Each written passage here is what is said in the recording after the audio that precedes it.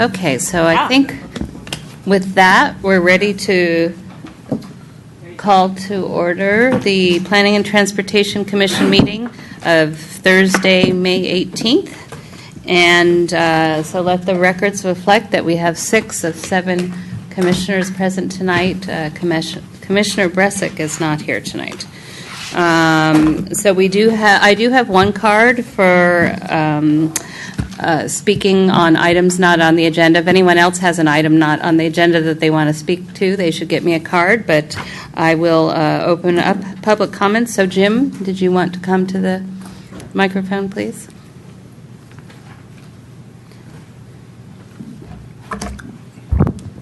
Hi, I'm Jim Wing. I live on Milverton Road.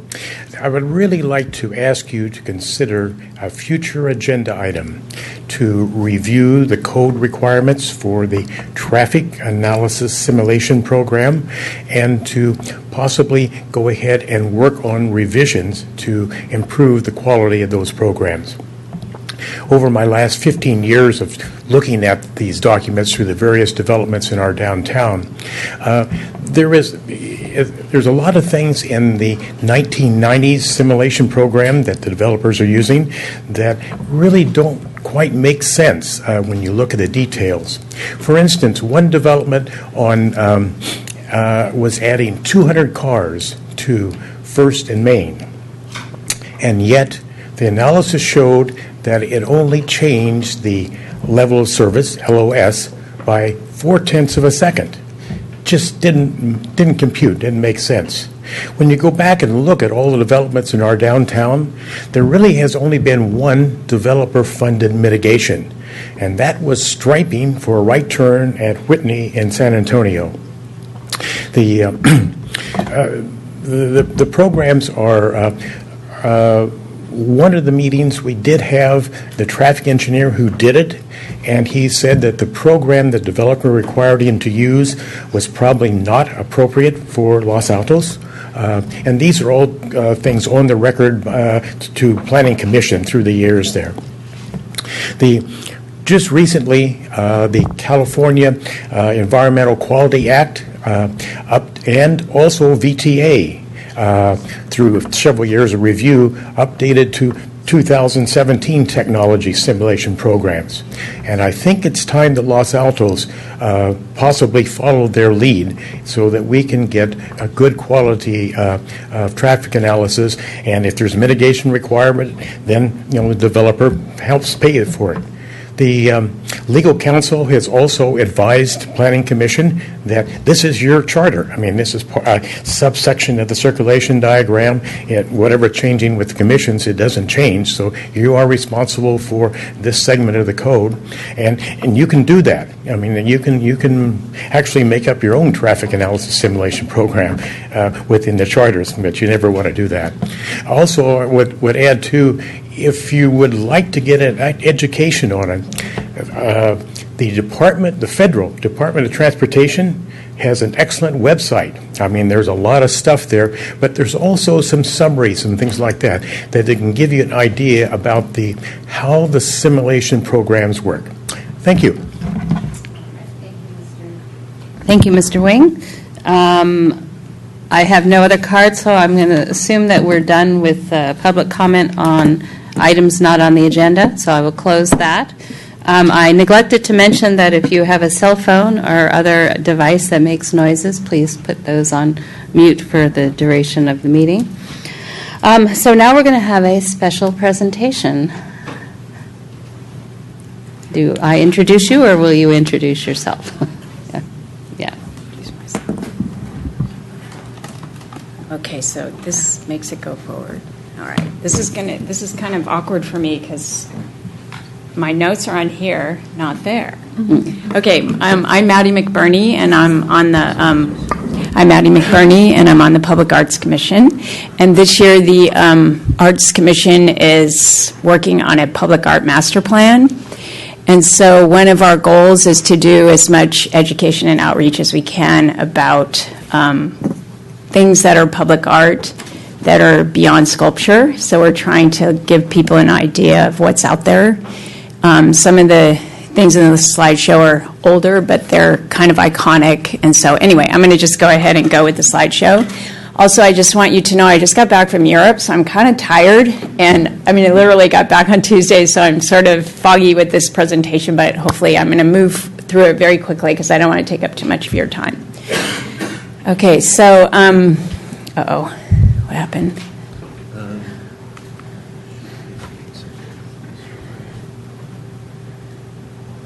I can sit over there.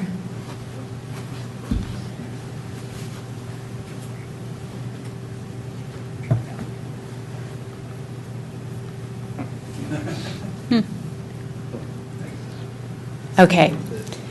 All right. So, public art brands and community. We are showing you some examples. The first one is a sculpture that's in a park by Claes Oldenburg. He's a very famous sculptor artist from the 70s. He did this with his wife. It's located in Minneapolis. It's a large spoon, and the cherry is a fountain blowing or having water come out into the spoon, so it's pretty iconic there. The one on the right is called Cloud Gate. It's by a British, he's actually Indian-born, but he's a British artist. I think if you've been to Chicago, you've experienced the bean. It's really large. You can stand under it. It reflects you. It reflects all the people. It reflects the city. Now it's an icon that everybody knows is in Chicago. I'm going to go down to the bottom. That one is called Her Secret is Patience. This is a woman that Janet Eckelman, who was commissioned to make this piece in Phoenix. It's in a plaza, and it hangs in the city. This is what it looks like at night. In the daytime, it's made out of rope. So she lived in India for a while, lived with a fisherman there, and learned how to make netting for fish, to catch fish, and then she started creating these art pieces. She's done them like all over the world. And she's very well-renowned. And then the one on the left, if you've been to San Francisco, you've seen the Hearts Project. This was a project that was done by the city as a fundraiser. So for the General Hospital there, they basically had 21 artists make these hearts, and then they auctioned them off, and they made a lot of money. So now they do this annually. They're not always the big hearts. Sometimes they're a smaller size. But we're thinking maybe Los Altos could do this, have some theme like an apricot or something, that would be put throughout the city. We could come up with an idea, but it's pretty fun, iconic thing. All right. So every day, community experiences are enriched. So this is a piece called Bus Home. I don't know if you've been to Bonaventure, but they're famous for their roller coasters. And this artist, his intention is that every time we go somewhere, we return home. So he created a bus in the back that, goes up and down in the rows. And when you come home, there it is. And if you look closely, there's benches underneath. So it's a pretty large piece. But anyway, it's kind of a fun, iconic piece for a location there. And I'm not going to read everything that's on the slide. I'm hoping you're just going to do that instead. Art benefits communities like ours. It engages the community at large, creates dialogue, attracts attention, connects artists, and enhances public art appreciation. This piece called Brilliant is in Palo Alto. So if you go to Palo Alto between the Arts Center and the library off of Newell, I believe this is what it looks like at night. There's several, you'll see more of this again, but it's a beautiful piece that connects the library with the Arts Center, which we could have as well. You all know about the doors. Right now the doors are down. It was a community-driven project that was funded by the city, the community, and Lacey. So we have it down now because it was vandalized. Kind of someone tried to open the door and it was rusting, and so we're going to repair it and put it somewhere where there's no lawn. The City of Arts, the profile, this is just what we have going on right now. We have 30 sculptures. Some are on loan. I'm not sure if you know about the loan program, but many are just on loan. This piece in the picture was recently donated by a community member. Later I'm going to show you an activity we did there that was community art project. We did the bike rack program. 6 new bike racks last year, and then this year we're doing 4 more. And it was a great, successful community project. Let's see, is there anything else up there? Oh, yeah, we've been working with City Council to try to get the percent for art going with the ordinance. Hopefully that will be in our master plan so we can actually have a budget for public art. Oh, wait, did I go too fast? Okay, I just wanted to show the Olympic wannabes because pretty much when you ask people what's your favorite sculpture, this is it. This is just another piece downtown by the Costume Bank that is on loan for our city for 5 years. And another one that's on loan for 2 years. And artist Jeff Owen, I'm sure you're familiar, he's always at the Art and Wine Festival and the Rotary Art Show. He rotates his sculpture. He's actually sold a couple of his pieces in this spot. And this is one of the artistic bike racks in front of Adventure Toys. Okay, so this is about where our program could be moving into the future. We hope to get more commission pieces. So if we had money, we could create pieces that are not just loans. So this piece, Archimedes Gis, has been very talked about. We put it in the park. It's only going to be there for 2 years, but we think it's kind of interesting how it glows at night, and people love it or they hate it. That's what public art does. It creates conversation. So we hope to get other things: kinetic art that moves, gateways, mosaics can be on benches or walls, interactive art. I'm going to show you some examples of all of these coming up. Community art projects are great, technology, and of course luminescent and light-based art would be really great for our community to have. These are just ways that we're hoping, besides the percent for art, we can get grants, community donations, have fun, have like, fundraising, crowdsourcing, ways to go, and then CIP funding as well. And these are 2 more bike racks. The dog is in front of Pete's, and the ice cream cone is in front of the ice cream store. And these were all Los Altos Community Foundation helped fund this, and so did Lacey. All right, so now I'm just going to show you, wait, did I miss something? Oh yeah, the public art master plan. So I didn't want to skip this one. We've hired a firm called Designing Local.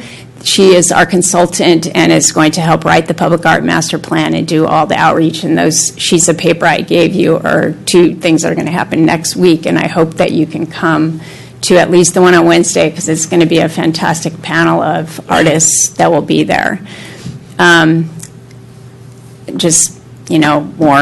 More of the same sculptures. All right, so I'm just going to run through some examples of public art.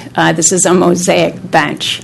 So some of the places in Los Altos, like in the plaza, there's a cement bench on the side of the bank that could be made into a mosaic. It already exists. Fencing. So when we think about fencing, we don't always think of it as being creative and artistic. This is a fence I took a picture of in San Francisco on Valencia. It was just a park. This is a sculpture that lights up at night. It makes it much more vibrant and exciting. Another bench that's an artist theme, Mondrian is the artist here. Art at night, if it's creative, can bring people out to be interactive and have fun. Also, when buildings are created, if public art is involved, it can be inside the building as well as outside the building and have some continuity and some interest. More lit. I'm trying to show you things lit at night. So this is also one that the brick already exists, but the artist created the space for children to come and create color by just coloring in the bricks different colors with chalk. And then the background is so this is an interactive community art project. This is the Kevin Bach sculpture that was put in downtown. Is called Conversation Piece. So we did an origami project. Some 4th graders came with Mrs. Wishnak. She's in the blue shirt. And we had all ages there. Children were there. This is how it looked in the end. We just hung them on the piece. But people were there, showing the kids. We had food. We probably had 40 or 50 people there. And it was to acknowledge the people who donated the sculpture. They gave it to the city, which was really generous. This is a 4th grader showing both her grandparents on both sides how how to make the origami cranes. So this is a project, I go to the Public Art Convention every year to learn about public art and placemaking, and this was a project in York, Alabama, where the National Endowment for the Art gave this architect/artist money to go live there and create a public art piece for this community. He made an outdoor living room for these people and created that open house. So he took the boards from this dilapidated house. They said they wanted a place to go have entertainment and have fun, where they could have a stage and do their music and sing. And so, as you can see, they can open this house up themselves. That's why it's called open house. And then once it's open, it becomes a stage, and they have a screen in the background. And then here they are having a good time with this piece of public art. So it's kind of a cool thing to know that there's people, professionals out there creating these. This is a piece made by Jen Lewin. She does a lot of technology and lighting. So each of those circles are pools of light. They're basically individual pieces, and when the community steps on them, plays on them, they light up and they make noise too. And these can be rented as, one unit, or they can be bought too. We have beautiful trees downtown, so I put this in because in Germany they did this thing where they created seasons with the lighting. So they created fall, and winter. Wow, this thing. Why is it doing that? There. Okay, so there's the lighting. It's just creating this kind of winter glowing look. Then this is an artist who just takes color. She creates these color creations and she projects them on the trees. So these are just the regular trees, but where she's chosen to put the light, I don't know, why is it doing that? There. Okay, so this is another projection on a tunnel of an art piece that's just projected with light. This is a piece at Yerba Buena Gardens, so if you're there at night, you can go do this yourself. So what it is, it's interactive. When you clap your hands or move, it changes. So these people are looking at it. They're all individual light things. I can't even describe it. There's a video if you want to go online to see how it works too, but I couldn't quite figure out how to do that. So this is the guy on the inside, so it works on the inside and the outside of the building. This is a gateway project. It's called Chrysalis Launcher. This woman created the gateways for this artist community where it was kind of down and out, and the artists came in and made the community much better, but they wanted people to know where it was. So she created this Chrysalis Launcher piece to show people where it is, and then at nighttime it's lit up, and then also on the light posts, it creates kind of a gateway to the place. So I was always thinking San Antonio would be a great, place to have something like this with continuity. Crosswalks can be interesting. In San Francisco, each neighborhood came up with a competition to see who would come up with designs for the crosswalks. This is a basic brick one.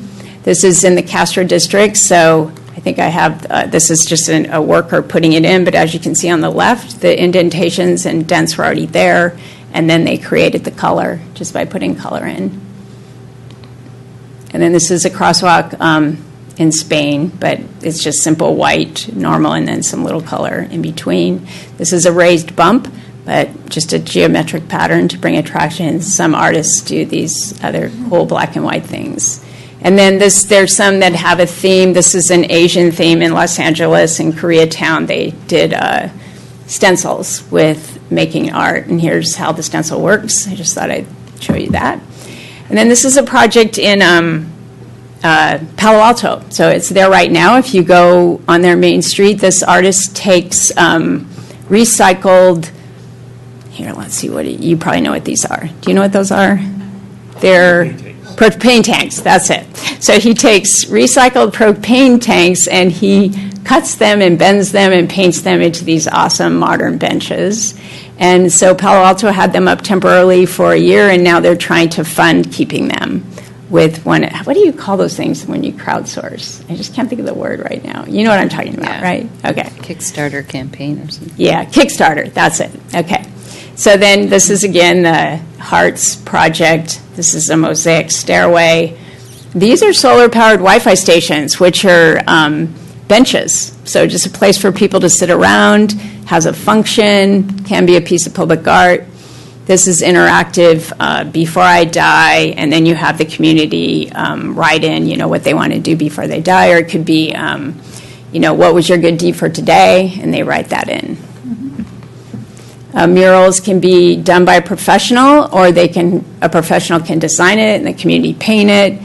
It'd be great to do some more of that. This is a children's interactive chalk project. And then these two artists do community mosaic projects where the community comes and makes the parts for it, like the leaves or the trunk, and then they put it together for a mosaic. This is the one I showed you earlier. So they have probably 6 or 7 of these sculptures in Palo Alto in the pathway that change color at night, and in the daytime they're just silver making shadows. We put this one in because this is the little plaza that's pretty empty right now, and if public art had been included, it could be a really inviting place, and the cha-cha-cha is just a little thing you would put in the ground. Whoops. Okay, so that's it. And if you have any questions, I hope I didn't take too long or bore you, and I hope you learned something, and I appreciate you letting me come. Oh, and one more thing. These are the designs that won this year for the leaf one. I don't know if you saw these at the library. For the bike racks? Yeah, for the bike racks. And then the squirrel Oh, cute. and the tennis shoe and the owl. I think this one's going to go in front of the library. Sorry, you guys back there. Anyway, so that's it. Super cute. You talked about, I do have a question if nobody else has. You talked about the plaza at 400 Main in the past tense, if you'd been included. Is it off the table for if you were to be included?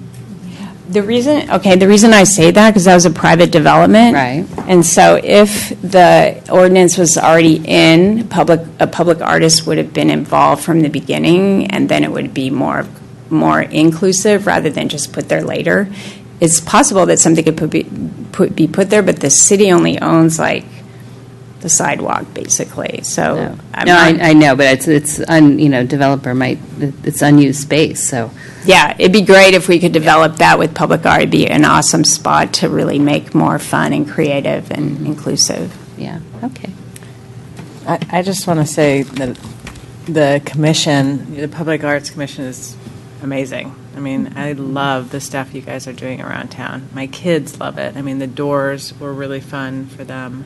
And I call it rock, paper, scissors. Yeah, Oh, I know but you did. That is such a, nice gateway Yeah. piece of work to see, and it's a pop of color, so That's you great. you really won me over. A couple years ago, I remember there was something that we were discussing about, how much should we require of developers to give to the Public Arts Commission, and I remember being hesitant, where's this going to go, and how are they going to use it, and how will we see it, and it's really remarkable. I love how ambitious your plans are for the future. It's exciting. Yeah, it can create some really, if you guys want to go to the Public Art Convention this year, it's in San Francisco. So if you good. want to go, it's in June, the middle of June. And I say that it's an art education convention, but the pre-convention is just about public art and placemaking. And I only go to that, which is one day. It's just one day. Yeah.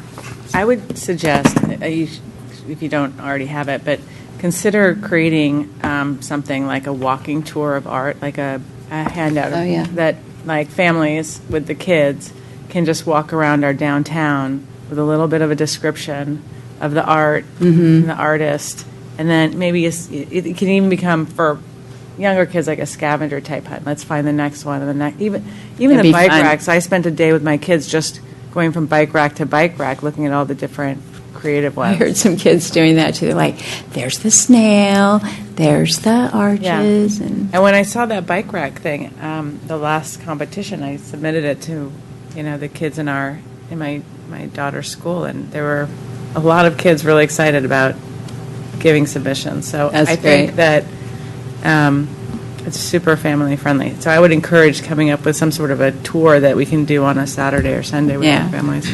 I love the bike ride project because it was so driven, well, it was driven by us, but it was, the participation was the whole community, like the designs, and then displaying them at the library, and then people voting on them, and it really was a really fun project, and the city council loved it, so that was good. But we do have maps of the, Oh, you do? of I didn't know public that. art. Wow. I know nobody knows about these. Where are they? If you want me, I can. Where are they around You want me to town? leave a couple? Yeah, Okay. please. I'll leave these here for you guys. Yeah, And I great. know every time I see John Maginot, I'm like, make some more maps. Okay. Where do you have them around town? Well, they're supposed to be at City Hall, where you go, and they're supposed to be yeah. at the library, and they're supposed to be at Chamber of Commerce, but every time I go, They're out. They're out, so we have to get more made. And we have to update it all the time, too. Is there an electronic version that's on the city's website? There should be. John is taking notes. We meet, every meeting, we're like, John, you need to update the website, because none of the bike racks are on there. Like, Yeah. there's maybe 2 of the bike racks on there, too. So, anyway, they're busy people. Yes. All right, thank you. Thank you, Maddie. Thanks, man. All right, so with that, then we'll move on to the consent calendar. We have minutes in there. Does anyone have any comments or changes to? I have a question for staff. John, for you. When I was on DBC, we were told there were no minutes taken of study sessions. And I remember that Commissioner Ronit said that, really objected, like, this was really stupid that we didn't do. I'm sure I didn't use that word. No, you didn't use that word, but you were encouraging that we should. And now we are. Did some policy change somewhere along the line? Not that I'm aware of. I think given the fact that this involves a city land with this particular project, we felt it was better to include as much information so that future decision makers can take a look at what took place at this past meeting and be able to have a good reference point. So it was just, I guess we're trying to overachieve and include more information rather than less information Yay. in this particular set of minutes. Yeah. Yay. Thank you. Also, if you go to the city's website, there are study session minutes for every study session the Yeah. PPC's had since 2010. So they do exist. Yeah. And then I know all the past study sessions with council are also there. So, those minutes do exist. They are a public meeting, so we've always had minutes of those meetings. Okay, because, anyway, thank you. Okay, so we have the minutes of the study session and the regular meeting. Does anyone have any comments? Or if not, can I have a motion? I'll make a motion to accept the minutes as written for the study session. Do you need these separate, or can I make? I think you can do it together. And as well as for the regular meeting that followed thereafter, unless anybody has any corrections. Okay, does anyone have any discussion on that? Nope. Okay, all those in favor? Say Aye. Aye. Aye. Any opposed? No. Okay, 6-0 to approve the minutes. So we're going to move on to the public hearing. I'm just going to briefly touch on item 4 in case anyone's here for the density bonus. This has been continued, so if you didn't see that somehow, I'm going to let you know so you don't have to sit through. So item number 4 has been continued to the June 1st Planning and Transportation Commission meeting. And just a heads up, okay. So then let's open up item number 3, 209 Portola Court. Do we have a staff report? Yes, good evening, Chair, members of the Commission. I'm Zach Dahl with the Planning Department presenting for Planner Gallegos. The item before you tonight is a 2-lot division of land at 209 Portola Court. It is a pretty straightforward configuration. As you can see right here, it's a large rectangular lot near the entrance of Portola Court and Jordan Avenue. It is surrounded by a smaller, fairly regular lot pattern along Portola Court, with the exception of 2 flag lots, one of which is partial behind the subject property. It is almost 24,000 square feet in size, and so it definitely has the net area to provide for 2 conforming lots that are a minimum of 10,000 square feet each in size. Here you can kind of see the lot pattern. One of the key findings that we need to make when looking at a subdivision is that we are ensuring that the development pattern used in the creation of land division results in an orderly and compatible development pattern within the subdivision and in relation to its surroundings. As you can see here, actually, the subdivision will create for a more orderly relationship when you look at kind of the relative widths and frontages of the rest of the properties on this block of Portola Court. All of the relevant site standards, width, depth, minimum size are all met. Also, there are two attachments with this staff report. One is a historic evaluation. As you probably observed, there is an old remnant of a tank house as well as an original house that is fairly old and a number of other accessory structures. The applicant did provide this historic analysis, and based on that finding, there aren't any historic structures that merit consideration or listing on the city's historic resources inventory. Their integrity has been compromised, and so there won't be any negative or significant impacts with the demolition or removal of these structures. Also, there is an arborist report attached, as there are a number of trees on this site. I did want to provide a clarification. There are 10 trees on or adjacent to the site. Of those trees, only 3 have the health and vitality to merit protection, so I did want to correct. Condition number 7 did note a number of trees to be protected. I did want to update that and make sure that's included. As you can see highlighted here, there's tree number 1, which is a Deodara cedar. And then along the right property line, there's tree number 9 toward the front, which is a couple of redwood trees, and then tree number 8 in the back right corner, which is a coast live oak. Those are the 3 trees that have the health and vitality to merit protection as part of this subdivision. Obviously, the other trees are either they're dead or in very poor health.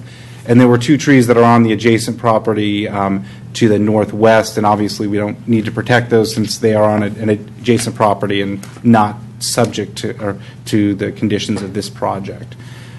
So with that modification to condition number 7, staff is recommending approval, or that the commission recommend approval to the city council of this proposed land division, and I am available if you have any questions. I have a question. So I was trying to figure out from the trees, there's some trees that, like in front of the house, that aren't marked on this at all. So are they considered bushes? Because one of them's a lemon tree. And it threw me for a loop at first because I saw it and I thought, oh, that's no brainer. And then I looked and wait, there's another lemon tree. Oftentimes with size, or if they're ornamental or fruit, they won't necessarily be included. I mean, there is a lemon tree included, tree number 7. Right. But there's another one that's in front of the house that isn't marked on this map at all. And maybe that was more considered a hedge or a ornamental. Usually, obviously, we want to go for all mature trees or trees that merit consideration. And then there seems to be a pine tree that's on the property that isn't listed here either, and it's in the front. It's pretty big, and again, I'm trying to figure out how things got included and things not. Is it not on the property? Where specifically? Like if we go It's in back I'm going to try to see if I can find and it. look at, because you've got tree number 1 in the middle, which is a Deodara cedar. So you see the tree that is, Look at this. it's right in front of the house. It's the Deodara. Is it tree number 1? Okay, it's the cedar. Tree number 1 is a Deodara cedar. It's just right on the front property line, but it is listed and it would be protected as Okay. part of this subdivision application. Any other clarifications, questions for staff before we open up for public comment? Is this one of those instances where we would get credit for creating more housing in our housing element requirement? Like, would we be able to, one more?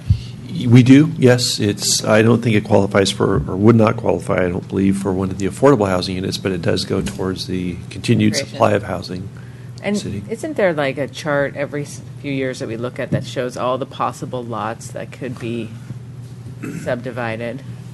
There, Like, is the it, housing was it on element- our radar? Is it one of the ones, or is this is just like a lucky find It's, for the city? I mean, I think it's more of a lucky find for the city. I think that there is a list of potential sites or underutilized sites in our housing element. I don't have that in front of me right now, but I know it does list a lot of properties that have the potential for increasing the number of housing units in town through various applications or land use projects.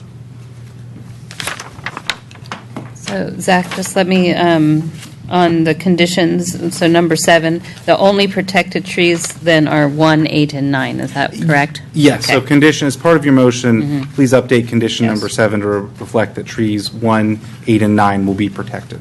And Zach, I just want to mention that on your report on page 3, it says that the arborist recommends removal of the locust tree. Actually, he did not. It's, in the report, it says tree number 2 on his report, on the summary. Trees 2, 6, 7, and 10 have poor stuff. Just FYI, I mean, it threw me for a little loop for a minute, and then what? Yeah, there was some inconsistency in that discussion versus the arborist report. Because tree 2 is dead. Yeah, tree 2 is dead. Tree 3 is also dead. So Yeah. but looking at the arborist report, I think the loquat with a condition rating of only 35%. Obviously, if they choose to keep it, but we wouldn't want to protect it given its current Gotcha. condition. If we're going to be just one nitpicky thing under findings, you actually really only had 5 findings, because number 4 was really the continuation of sentence number 3. Since we're diving deep into the detail. It's nice to have corrections on. Yeah, tough crowd. Well, I mean, findings are, well, anyway. All right, so we're going to open up to public comment. I just have one speaker card, so if anyone else wants to speak and I don't have a card, please fill one out. Abby, that's you.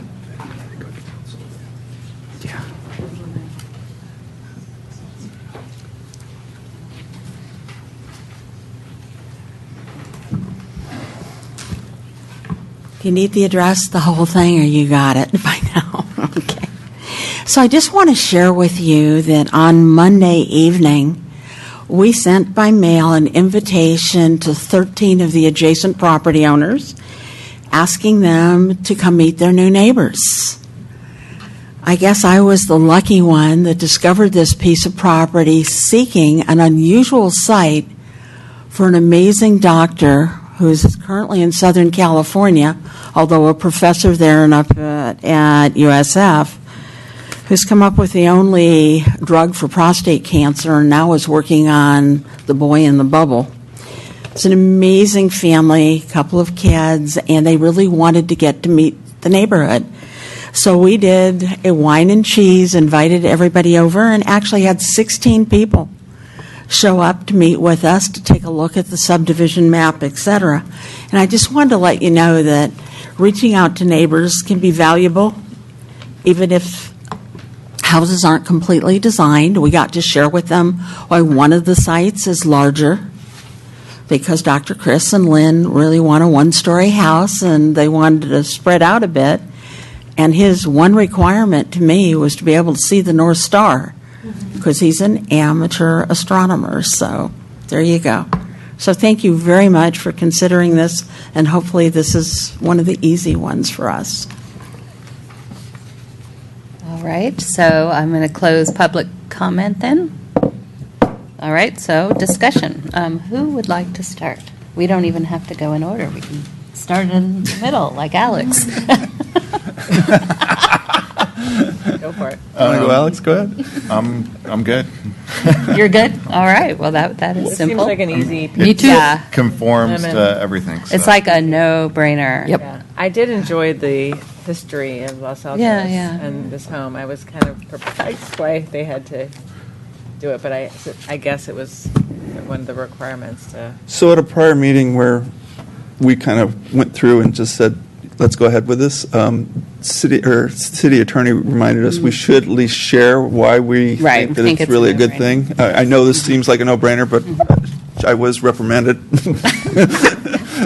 for making a I think you motion. voted before we even, you know, All right. presented. So, Mike, So what do you I would like to about say this? that I think, as staff pointed out, that the property is larger than anything else around, and it would, by dividing it, make it conforming. I also believe that the vegetation around the property is needed for repair, and so smaller lots might maybe make it easier to manage and maintain. So again, I think it's a no-brainer in a lot of ways. I live near there, so I ride my bike and see that and go, yeah, Yeah, makes sense. I agree. Fits perfectly in the neighborhood, and in dividing it and giving it a little bit more, rather than dividing it down the middle, being more generous with lot 2 makes perfect sense because of the flag lot right behind it. So you need a little bit more generous space there. I agree as well. It makes a lot of sense. No objections. I agree with everything Mr. McTighe said. And just as a personal note, if they wanted to take that Deodora out, I'd be fine with it. They're messy, nasty things. If they wanted it, if they would take it out, yeah, when they're oversized and old, they're horrific allergy problems for people. They rain yellow rain, and they're really a problem. And if we don't have a way of letting people get rid of Deodoras in this town, we ought to fix that. I agree You're with still everything good? that's been said. And I'm still good. Okay, yeah. And I would say, I was excited to see Tank House, but when I saw that thing, that was not exciting at all. So really, those structures, all those structures need to go. So, yeah, absolutely. I think I won't be surprised to see 2 lovely homes go there. Yes. All right. So I would like to move that we accept the recommendations of staff as presented and with the report as corrected, and approve the map, the division, the subdivision, and all the other requisite bits and parts to make this legal. Second? Sorry, Okay, that's all right. We can. can I just ask one question? Because Yes, please. you said something that, so all of those structures that may not be conforming, all then have to be demolished and conform when something new is built on those lots? They'll actually have to be demolished before the subdivision map is recorded because the new parcel line would go through the middle of the existing house. So as a condition prior to recording the parcel map, they'll need to scrape the site. Okay. Because they obviously, when you're creating a new property line, you need to ensure all existing structures are either conforming or modified or removed to meet the new setbacks with the new parcel line in place. Got it. And not only the main house, but the ancillary? Yes, exactly. So all those structures, especially along the right side, would be sitting within what would be the new side yard setback. Well, with the current side yard setback and the new one as well. And just because I'm curious, so with sewer and gas and all that, will the developer be responsible for putting in new lines?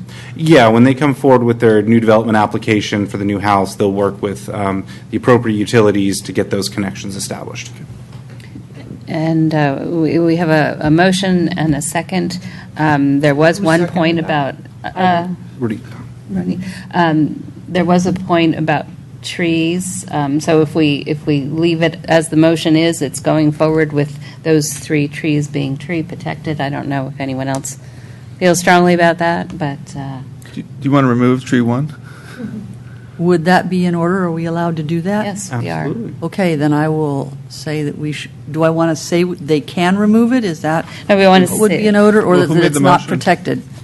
What's the right Actually, yeah, technical thing Anita to made say? the motion, so you're going to She's- offer a friendly I'm going to amendment. friendly ask to amend the motion so that we don't protect tree number 1. I'm very happy to accept your amendment, Mr. Teig. And that amendment means that the condition number 7 is just protecting trees 8 and 9, The redwood and something. The oak. The redwood coastline and the oak. Well, Public comment. Yeah, we closed public comment, yeah. Just because we unprotect a tree doesn't mean it has to come down. The owner, but protecting it means it can't come down, but unprotecting it doesn't mean that it can't, it has to. It would still, yeah, they would need to get a tree removal permit at a later date if they wanted to remove it. Yeah. Okay, so we have a friendly amendment. Are we ready to? That I accepted, yes. That you accepted, and the second is still in place with the friendly amendment? Yes? Okay, so all those in favor, say aye. Aye. Aye. Any opposed? All right, so unanimously 6-0 to move this forward to council. All right, thank you. All right, so moving on, we probably have a commissioner report on the last city council meeting, I imagine? Who was the lucky? Oh, Is that you? I think you mean unlucky. till midnight. Midnight. And let me pull up it was so long and everything was relevant to us. It was all about the affordable housing. Yes. So let me pull up the summary of it. I got from the, And can we change the slide since we're no longer talking about while we're waiting? Just turn off this monitor. No, but it's on television too, you know. Oh. That's true. city council meeting recap. Let's see.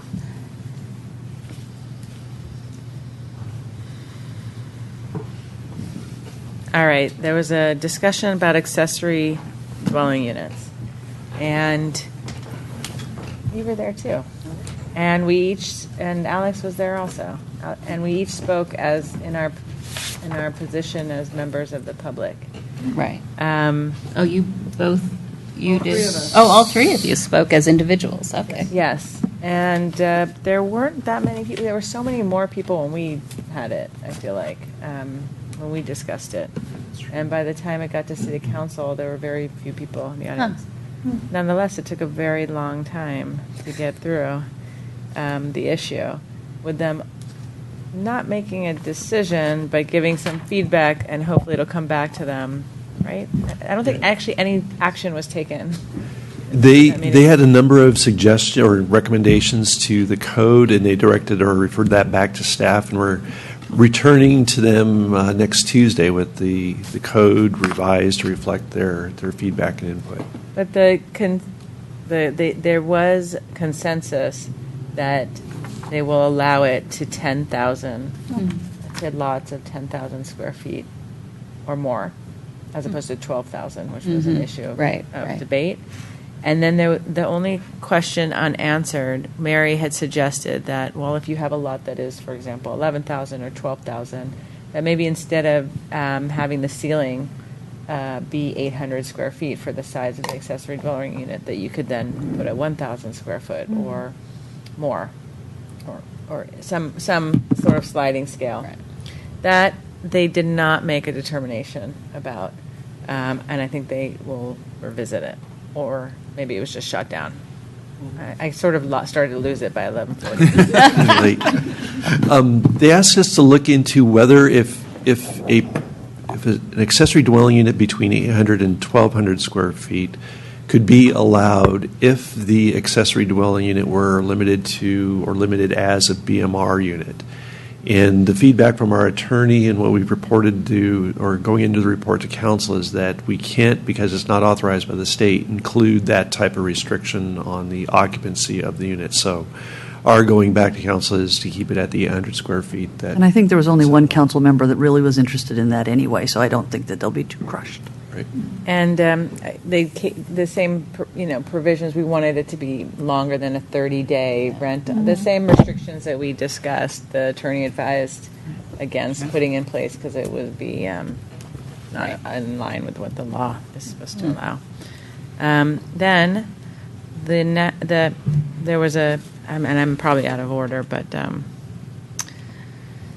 There was a whole discussion about the housing element. I mean, the David's report and the report that the individuals came to give us about affordable housing and goals, policies, and programs. I don't know that any was adopted. I think it was kind of like with us, it was a presentation. There was yes, no action. actually, we had made a suggestion. Oh, I did have to. So they did ask me a question. I did answer Oh, really? in my capacity as the planning commission. So it was, Wow. it was really good I was there. For the time I was there. The question had to do, we had made a suggestion, knowing it would be unpopular, and politically unpalatable, that everyone should contribute Yeah. to the affordable housing Right, I remember. fund. And we didn't say how much or how that would be done, but that they should consider that. Staff recommended against it, and I thought they had some pretty good reasons for why not.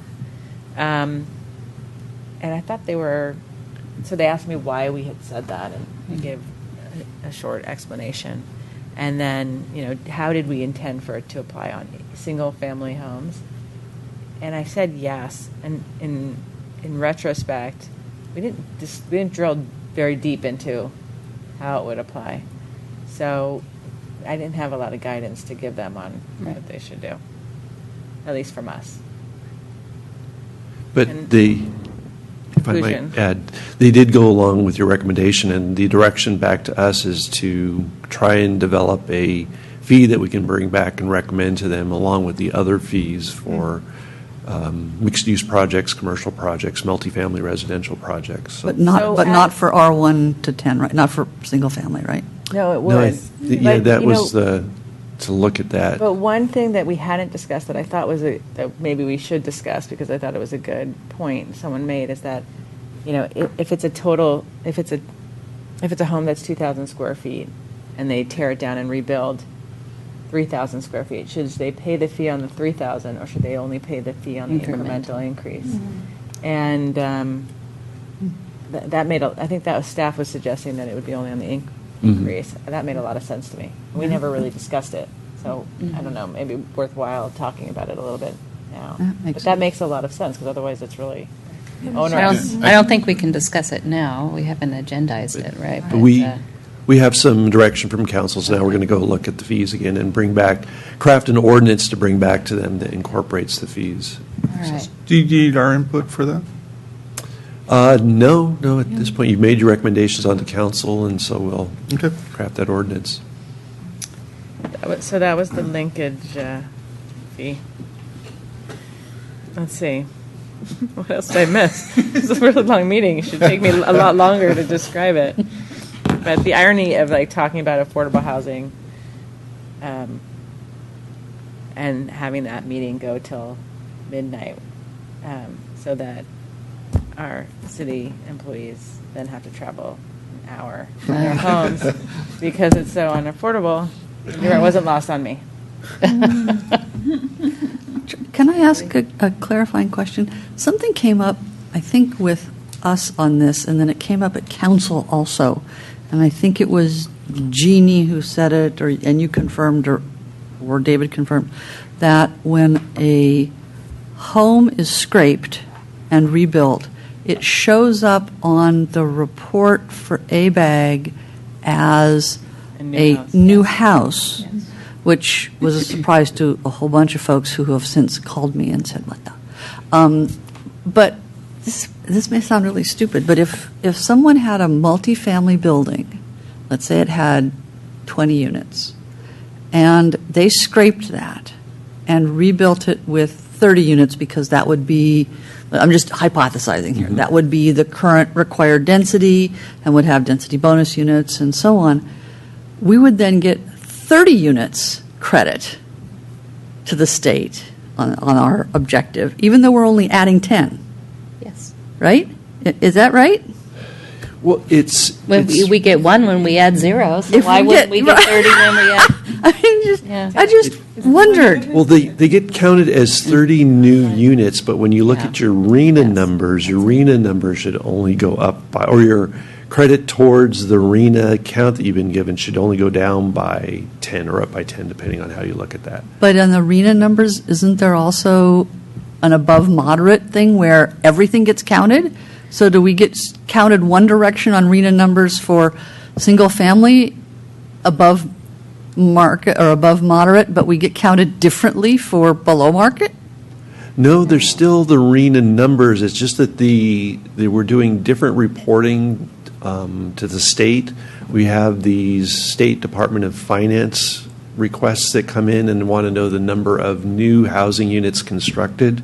And so that's where we report. What do the they mean, new what do they mean by new? Brand new housing units constructed. So Additional housing? No, You say number of new? new housing units. New constructed. meaning so that anything that was scraped and rebuilt gets Is counted considered- when it goes to the finance department? Right, State Department of Finance. But that's not what gets reported on the RENA numbers? Right. We do sort of our own tracking of the RENA numbers and log the number of additional housing units that get created in the city. It's just two different metrics, right? One is incremental, and one is just you're extending the housing stock, so those Right. 20 units have a longer useful life. Right, I just thought that in the housing element, the chart that shows for the RENA numbers shows the above moderate as including everything that got rebuilt. So that's why I was. Let me go back and look at that, but I didn't think. It did. Yeah. But see, but there was a cap, we had a discussion about that. You don't get credit above, we always blow through that Right, but number. And so there's a whole bunch of houses, but they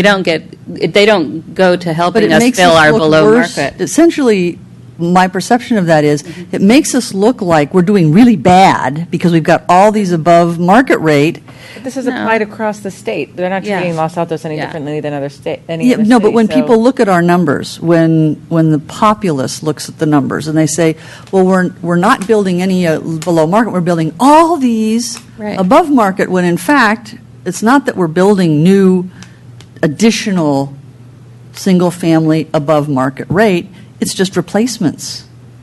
And so I just want to be sure it's apples and apples in those charts, and I'm not sure it is. But that's how the state tells us that we have, David has explained this, that's how the state counts But it. John's saying Because you're- no. No, well, David So has that's said why it is. that's why I'm confused. Okay, Yeah. well, let me go back and Yeah. double check and make Because sure I as understand what Abahi David has said, shared with you. So adding the longevity to, Yeah.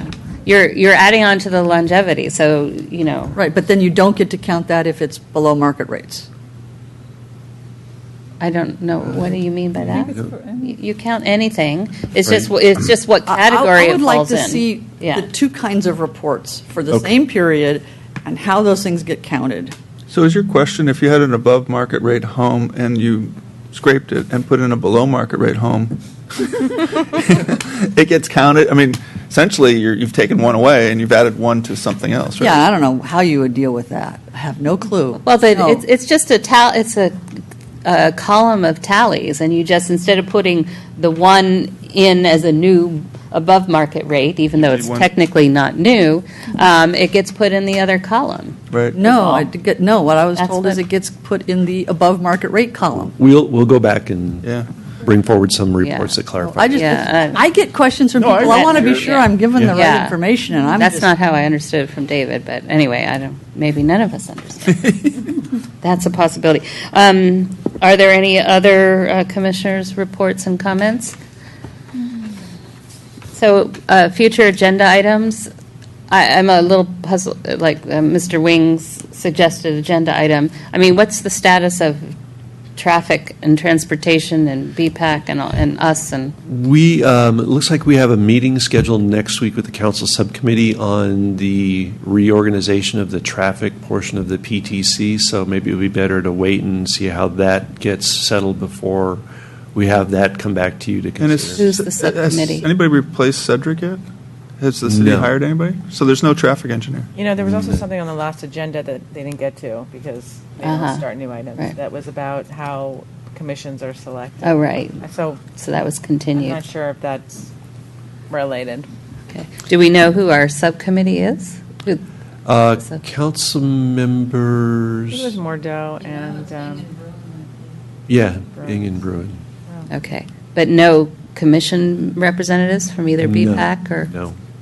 what do we know? What, okay. No, they discussed that and decided that rather than putting commission members formally on that committee, that instead that subcommittee should have the option to consult with, and which is why we were consulted with when we didn't know anything.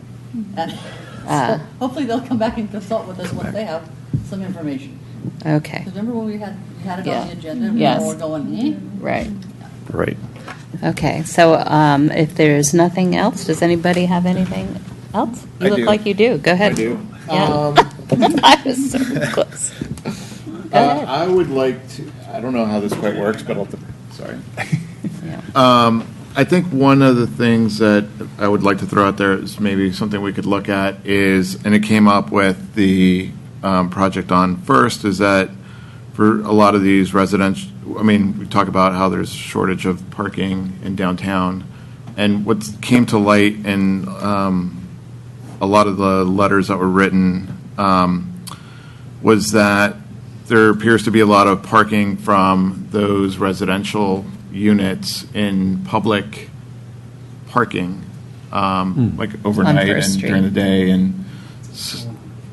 and so I'm wondering if we can look at that, and maybe there needs to be some, whether it's restriction on overnight parking or something to get people, like those cars that are parked there permanently belonging to those residential units, because those parking lots should be for everyone in the city, not specifically for What, you're talking about the on-street parking? on-street parking. Because I was 100. told that some of the residents aren't even parking underneath the structure, they're parking on the street because Right. it's closer to their unit. Right. So I wonder. So if- we're not using the parking that they've been assigned. Correct. Let me see if I can get in touch with our police department, because they're responsible for parking enforcement, and see what their. I don't think it's their signed, records though, show. for a limit of parking, like 2 hours or 4 hours. After 6, I thought that stopped. Yeah, that stretch of road, I don't think there's any hour that's been, like you can Well, let park me- there for as long as you like. There was also discussion about, like, maybe, if, and I hate to take away parking, but if the cars that were right at the entry and exit Right. egress Right. were Blocking. blocking view, so either maybe removing one of them gives more sight, or someone suggested a mirror. Well, the line, yeah. So- Yeah. Because that was with the exception of maybe, I mean, the only complaint that those people had wasn't to the height, it was about traffic, and then when you got into their letters, it was all about that. Yeah. So the line of sight, I So- think, was. Yeah, so, well, I mean, that they did say that they're going to look at. I drive by there every day. I mean, there's a huge red zone in really? front of there, yeah, so where you can't park. But I just wonder if, maybe there's probably some maybe low-hanging fruit there that we can look at in terms of how to try to make the situation better. Right. Okay. All right, so with that, then I will adjourn the meeting. Yay. Nice job.